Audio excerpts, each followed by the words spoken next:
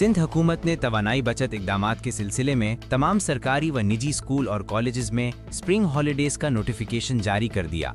महकमा college education के एलामिये के मुताबिक तमाम कॉलेजेस 16 मार्च से 31 मार्च 2026 तक बंद रहेंगे।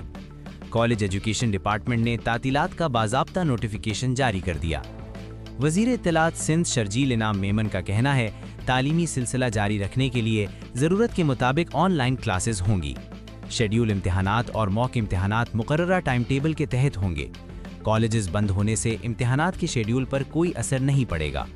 महकमा स्कूल एजुकेशन ने भी तातीलात का नोटिफिकेशन जारी कर दिया।